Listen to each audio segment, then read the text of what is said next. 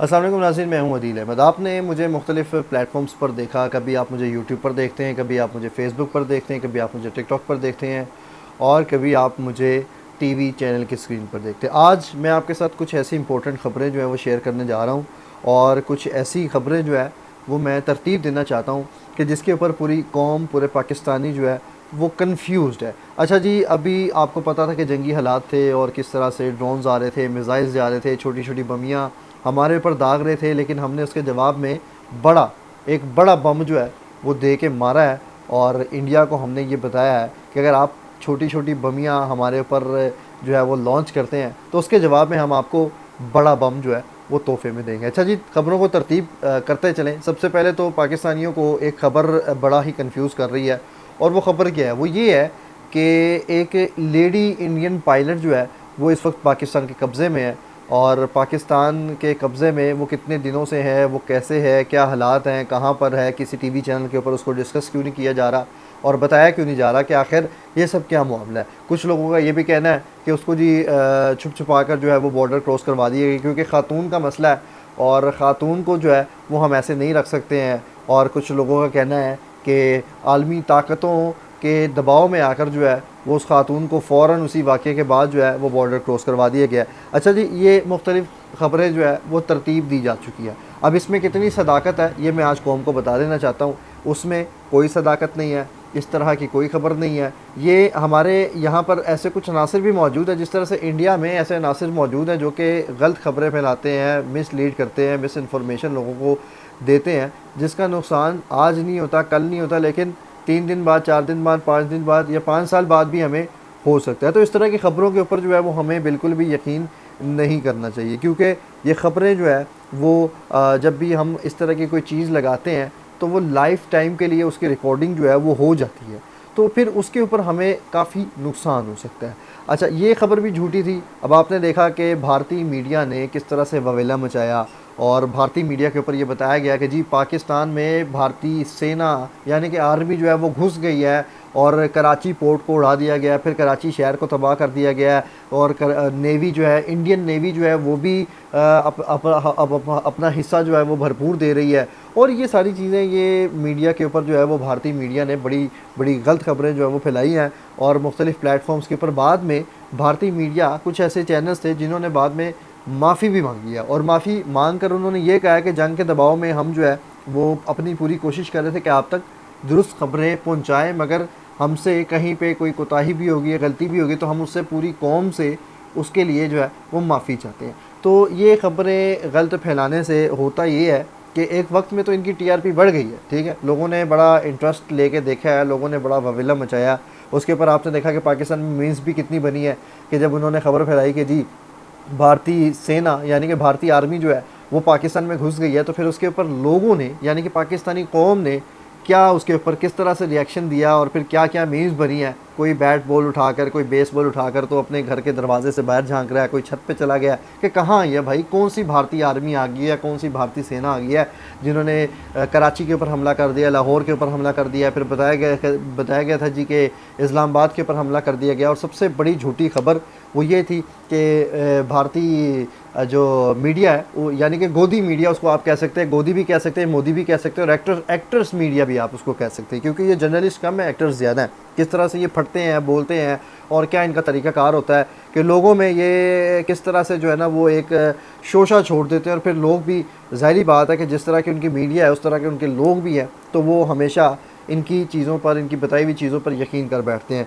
तो वो लोगों ने बड़ी बड़ी मीम्स बनाई है, हमें भी उसके ऊपर देख के बड़ी हंसी आई है। और यकीन माने भारतीय मीडिया जो है वो पूरी दुनिया में जोकर बन के उभरा है, जोकर बन के, यू ऑल आर जोकर्स, ठीक है। आप लोगों ने यकीन माने एक्टिंग की दुनिया में सबसे बेस्ट आप लोग परफॉर्म करते हैं। और एक्टर्स में आज यकीन माने मैं जो है ना वो टीवी चैनल्स के ऊपर यानी कि न्यूज़ चैनल्स जो बड़ा रिस्पॉन्सिबल होता है, जिसने लोगों को बताना होता है और लोगों को सच के रास्ते पर गामजन करना होता है, ये वो चैनल्स होते हैं कि जिनसे लोगों की ज़िंदगी जुड़ी होती है। ये ज़िंदगी और मौत का एक मामला होता है कि जब आप किसी को मिसलीड करते हैं तो फिर वो कितना ख़तरनाक हो सकता है, इसका अंदाज़ा शायद आप लोगों को नहीं है, क्योंकि आप लोग हमेशा जो है वो अपनी टीआरपी ऊपर उठाने के लिए जो है वो हमेशा बोलते हैं, भोंकते हैं और पागलों की तरह जो है वो लोगों को मिसलीड कर रहे होते हैं। आप में कोई अक्ल नहीं है, कोई आपके अंदर इस तरह की टेंशन भी नहीं पैदा होती कि शायद हमारी खबर से हमारे ही लोग जो है वो डिस्टर्ब हो जाए।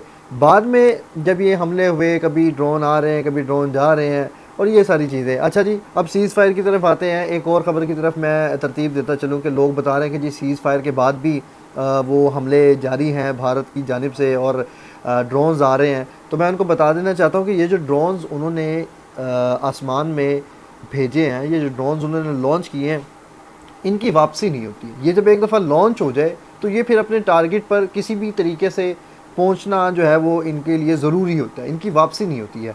तो ज़ाहिर बात है कि भारत की जानिब से इस तरह के 100 ड्रोन्स जो हैं, 100 वो यानी कि 100 से भी ज़्यादा हो सकते हैं, 50 से ज़्यादा हो सकते हैं, 300 से भी ज़्यादा हो सकते हैं, जो इन्होंने फ़िज़ा में बुलंद किए हुए।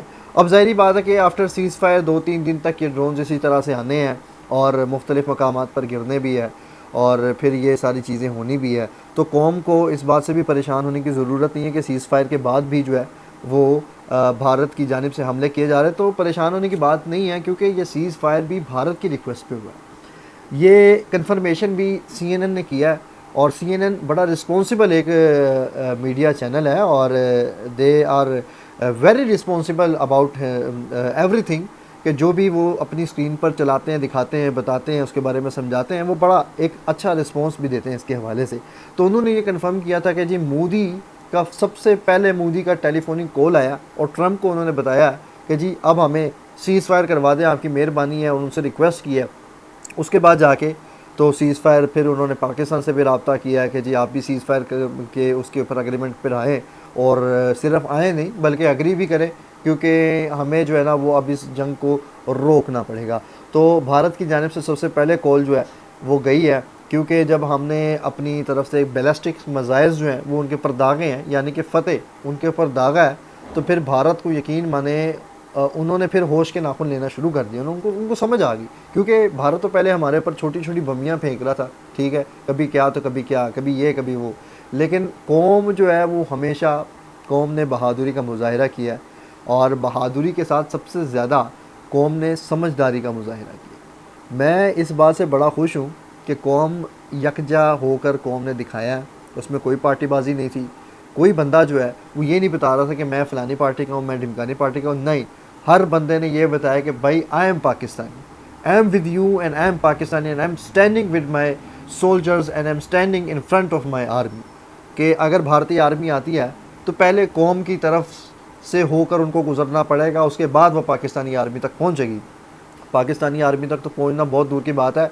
भारतीय आर्मी जो है यकीन माने वो हमारे छोटे बच्चे को भी क्रॉस नहीं करने जो है, छोटे बच्चे से अपने आप को क्रॉस नहीं करवा सकती। तो फिर कौम और फिर यंगस्टर्स जो हैं उनको क्रॉस करके आपने पाकिस्तानी आर्मी तक पहुंचना है, ये तो फिर आपके गुमान में भी नहीं होना चाहिए, बल्कि आपको तो ऐसी चीज़ सोचनी भी नहीं चाहिए, क्योंकि आपको पता है कि आपके ड्रोन्स के साथ क्या हुआ। यकीन माने खुदा की कसम, आपके ड्रोन्स के लिए जो है वो हमारी आर्मी की ज़रूरत भी नहीं थी, ठीक है ना। हमारी आर्मी बड़ी बहादुर और बड़ी रिस्पॉन्सिबल आर्मी है। आपके ड्रोन्स के लिए हमारे आम गाँव के लोग ही बड़े काफ़ी थे। उन्होंने आपकी ड्रोन्स की जूतियों के साथ धुलाई की है, जूतियों के साथ, जो कि बहुत बड़ी बेइज्जती है। डंडों के साथ आपके ड्रोन्स उन्होंने गिराए हैं, आम शहरियों ने गिराए हैं। कोई कभी खबर आ रही है कि आपके ड्रोन को कोई होंडा 125 पे टैंकी के ऊपर आगे बिठा कर ले गया, तो कभी कोई आपके ड्रोन को जो है वो कंधों के ऊपर बिठा के लेके जा रहे थे। मुख्तलिफ ऐसी वीडियो सर्कुलेट हुई हैं जिसमें साफ साफ ये दिखाई भी दे रहा है कि आपके ड्रोन्स के साथ पाकिस्तानी कौम ने किया क्या।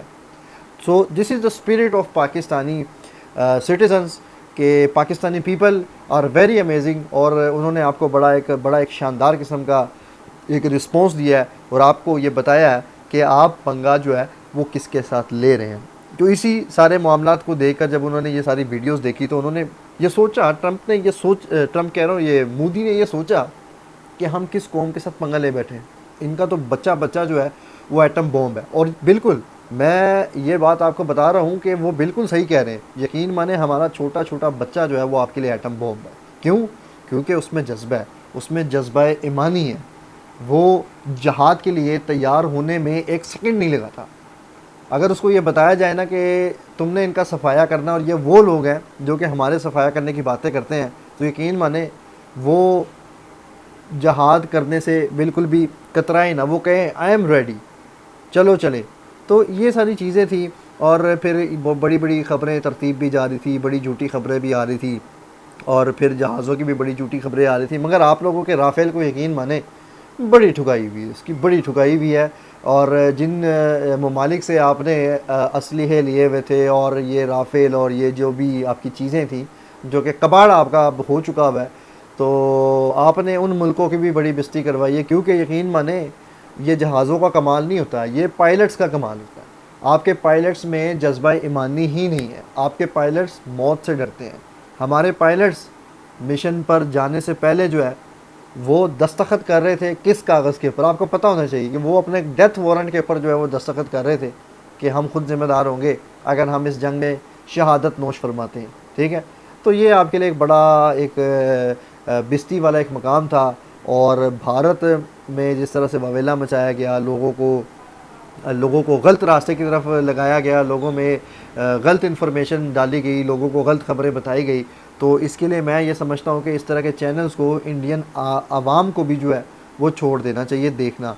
क्योंकि मैं ये समझता हूँ कि पाकिस्तानी आम आदमी, पाकिस्तानी अवाम इंडियन आदमी से, यानी कि इंडिया की आवाम से मोहब्बत करती है। और हमने हमेशा मोहब्बत का पैगाम दिया है, हमने हमेशा रिस्पॉन्सिबल शहरी होने का सबूत दिया है। हमारे यहाँ पर लोग जो है वो शरह ख़वानदगी भी काफ़ी ज़्यादा है, यानी कि लोग तालीम याफ्ता है, लोग समझ बूझ रखते हैं। मगर भारत में जो है वो ये चीज़ें कम ही नज़र आती है। लेकिन फिर भी कौम जो है, भारतीय हो या पाकिस्तानी हो, यकीन माने ये दोनों आपस में यकजा हैं। और इनको लड़ाने वाले ये मोदी जैसे हरामी बंदे हैं, और ये मोदी जैसे बेगैरत बंदे हैं जो कि ये सोचते ही नहीं है कि इससे कौम का क्या नुकसान होगा, इससे आम आदमी का क्या नुकसान होगा। क्योंकि in both countries there are innocent peoples. ठीक है, देर आर इनोसेंट पीपल। ये लोग वो लोग हैं जिन्होंने रोज़मर्रा की ज़िंदगी, रोज़ाना का दिन काटने के लिए डेली वेजेस पर काम करना होता है, अपनी फैमिलीज़ को फीड करना होता है, अपनी फैमिलीज़ का ख्याल रखना होता है, अपना साजो सामान जो कि इन्होंने रोज़ की बुनियाद पर ख़रीदना होता है, रोज़ की बुनियाद पर बेचना होता है, ये वो लोग हैं। So they all are innocent people. इनको आप जंग में धकेल रहे हैं। और दूसरी बात, एक और ख़बर को मैं तरतीब देता चलूँ, बड़ी इंपॉर्टेंट ख़बर है आपके लिए भी और मेरे लिए भी, हम सब के लिए। वो ये है कि कुछ ऐसे लोग अनासिर उठे थे और इन्होंने बताया था कि जब आपने भारत के 15 जहाज़ को टारगेट पे लो किया था तो फिर 5 क्यों उड़ाए। मैं ये भी आपको बता देना चाहता हूँ, क्लियर कर देना चाहता हूँ कि अगर हम उनके 15 जहाज़ उड़ा देते, क्योंकि वो हमारे टारगेट पे लोग तो हो चुके हुए थे, लेकिन अगर हम 15 के 15 उड़ा देते तो फिर ये सीधा सीधा जंग का जो है वो एक पैगाम है। और फिर इसे साबित हो जाता है कि जी हाँ जी बिल्कुल, पाकिस्तान जो है वो जंग की तरफ जाना चाहता है और पाकिस्तान जंग करना चाहता है। इसलिए हमने 5 तैयारे उड़ाए, क्योंकि हम काम को बैलेंस करना चाहते थे, हम जंग की तरफ नहीं जाना चाहते थे। हमने ये बताना था कि हाँ जी हम अपना दिफा कर सकते हैं, और हम अपना दिफा जो है वो किस हद तक कर सकते हैं। और इस जंग में पहल भी भारत की जानिब से भी है, पाकिस्तान की जानिब से कोई पहल नहीं हुई। ये तमाम लोग जानते हैं, ये जो है वो इंडियंस भी जानते हैं, पाकिस्तानी भी जानते हैं, और ये सबको पता है कि पहलगाम अटैक जो था वो ज़िम्मेदारी किसकी थी, वो किसने करवाया और वो कैसे हुआ है। और फिर मोदी जी ने, जो कि ज़ाहिरी बात है मोदी तो आंसरेबल तो नहीं है कि मतलब वो आए मीडिया पर और वो बताए कि जी इसमें पाकिस्तान मुलविस है, और वो बैठे तो सबूत हमारे सामने रखें कि जी ये सबूत है, और हम मोदी जी से सबूत मांगे।